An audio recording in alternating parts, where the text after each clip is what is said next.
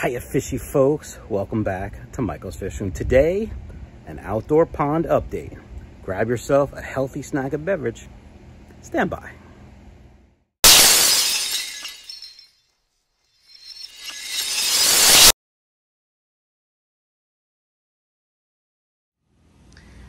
All right, fishy folks, we're in the backyard. Oh, there's a bowl to one of my Webbers that rusted and they replaced it. Just waiting on some more parts. Anyway, out here we have my 150-gallon Mutt Guppy project pond and the imported Guppy Mutt Guppy project pond. You can see I redid my mesh tops so that they're not pretty much all over the ground and I couldn't mow or whatever. This one has a heater in it. Actually, they both have heaters in it. And I use these plastic tops to help with evaporation. This has, I don't know, a couple hundred guppies probably. I probably put about 50 guppies in there from you guys. Thank you so much. I had, if you don't remember or don't know, I had that Mutt Guppy request where I asked for you guys to send me 5 adult Mutt Guppies, and I would send you a $25 coupon to my website in exchange, which is what the retail value would be. So really, I didn't get anything for free. Many of you sent me guppies and didn't take me up on the offer, and that's fine. You guys have the coupon if you need it. If I haven't sent you the coupon code, please email me.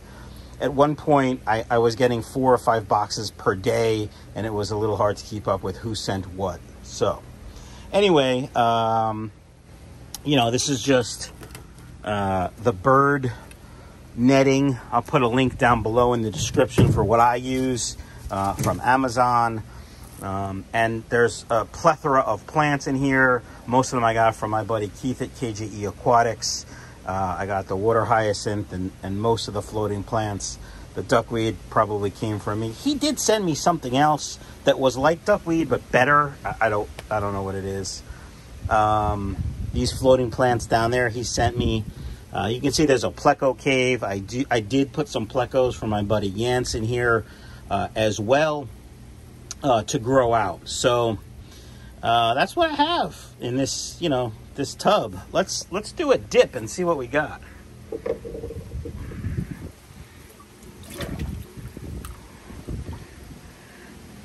Wow, those are some nice looking guppies. Now, obviously the adults are the ones that most of you guys sent me. I didn't put any of my own guppies in here, but all the juveniles, those were probably born in here and are growing quite nice and quite quickly. Couple of questions I get about these things. Do I feed them? I've done a video on that. Yes, I feed them. Actually, this one, now that I'm looking, this one has plecos in it too, and here's the piece of wood that I put in here that's been floating now for 2 weeks. It did sink eventually, and then I took it out of the tank it was in and let it dry out. So it's gotta soak again, but that's fine. Lots of floating plants, lots of stuff like this, just for the guppies. And like I said, there is a heater in there. It's probably not on because it's kind of warm today. And let's see, it's about 75. And the water temperature is about 78, maybe 80, so that's pretty good. This one runs a little cooler. Let's take a look at this one. This one also has a heater. Same setup, really. There are some babies. You can see the underwater LED light that I got to help with bugs at night. And both of these have sponge filters, mainly for aeration, not really for filtration, although that's an added bonus. So, not a whole lot going on in here yet. We do have a bunch of babies. I think there were 2 or 3 different spawns because there are 2 or 3 different color babies. I did lose 1 or 2 of the guppies that I put in here the other day. I don't know why. I'm not really concerned. It could have been stress from pregnancy. It could have been stress from getting picked on. Don't really know. There we go. All right, fishy folks, let's take a look at the 150-gallon Rubbermaid stock tank Mutt Guppy project tub underwater. That's right, folks, 4K underwater footage.